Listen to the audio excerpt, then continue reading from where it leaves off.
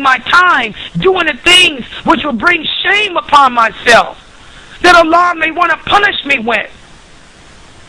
This is what we need to do more. Ask ourselves, am I utilizing my time in a way that would be pleasing to Allah or a way that would not be?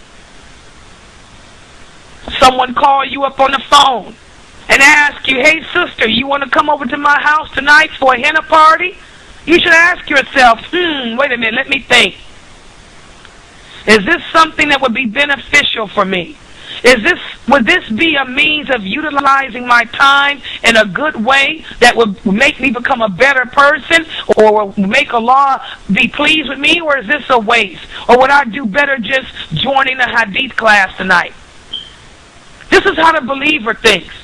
Should I go to that henna party, or should I come to the hadith class? Which is more beneficial? Which one would bring me closer to Allah? Which one would Allah be more pleased with me for? Okay? Someone call you up and ask you to join the chat room with them. Okay, is this chat room beneficial to me? Or would it be better for me to stay where I am on my own? So again, the true believing Muslim understands the importance of time and how to use it. So he's careful about it, and he invests his time wisely. He invests his time to try to get benefit. He does not spend his time in destruction. Okay? Now there are some duties that are required or demanded of us as Muslims. And what I would like to do is go over some important duties that are demanded of us by Allah. And you need to ask yourself, as you go about your day, are you spending your day fulfilling any of these duties? Because these are duties that Allah demands for us to do. How many of them are you fulfilling? And let me go over them right quick. The first is ensuring benefiting from time.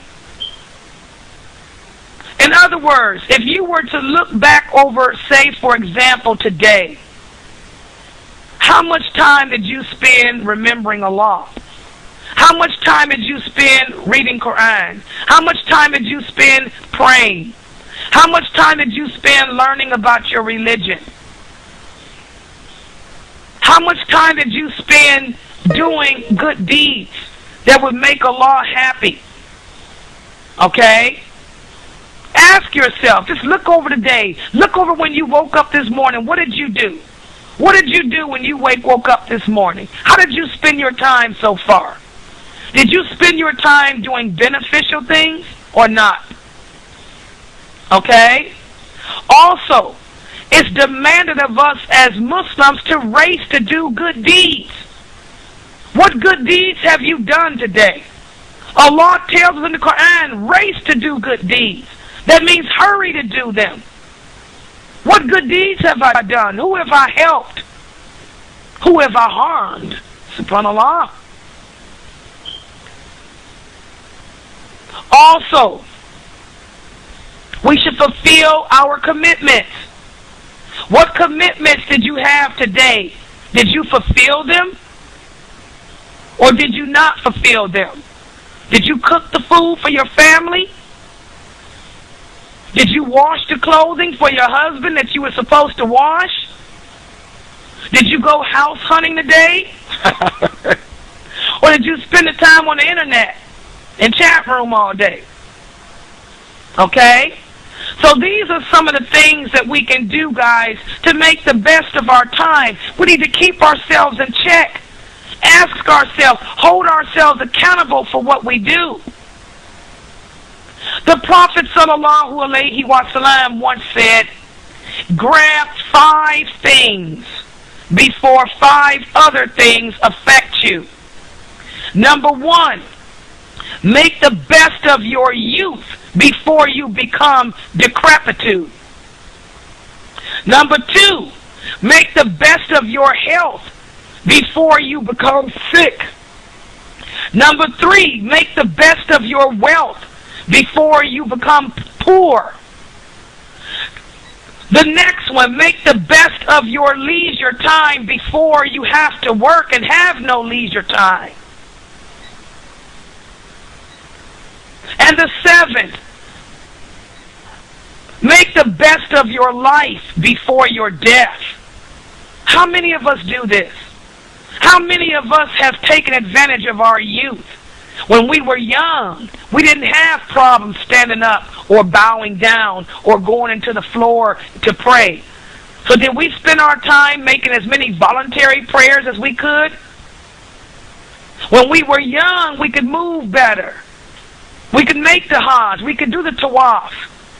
Or did we wait till we were old and now we can't walk and got to have somebody push us around the Kaaba? We need to make the best of our youth, guys, our health and our money and our leisure time while we have them. You may be married right now and don't have to work. You should be making the best of this time. Seek education. Educate yourself. Educate yourself about your religion. And also seek some worldly education too, because you never know. Nothing is guaranteed.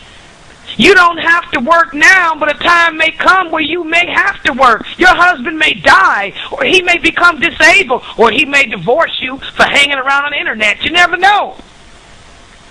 So you got to have something to fall back on. Make the best of your time, of your leisure time now.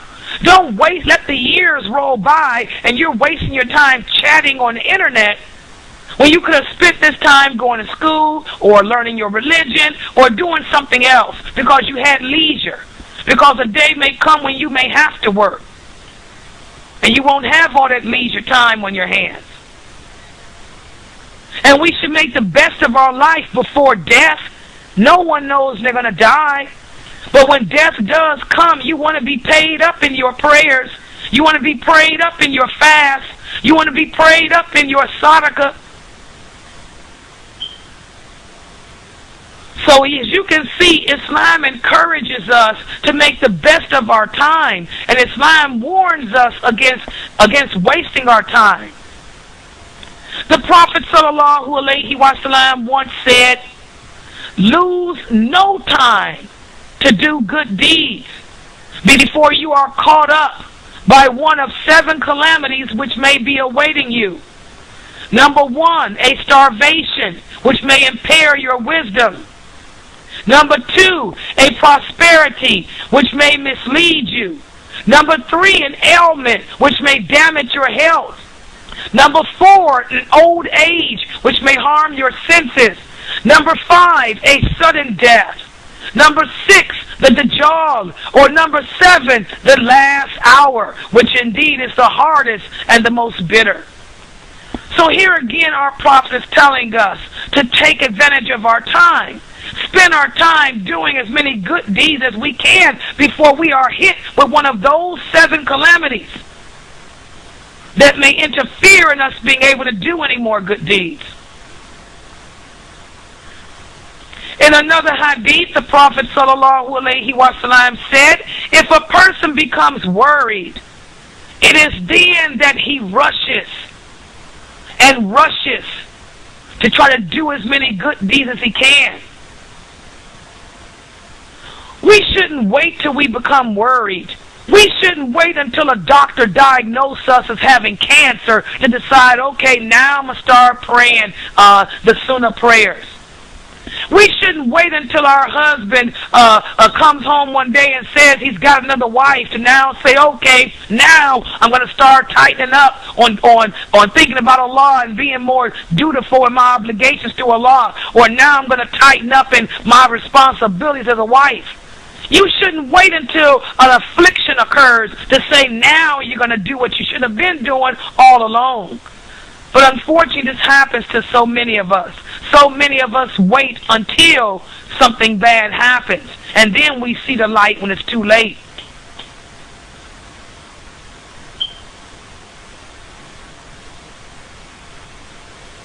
In another hadith, the Prophet ﷺ said,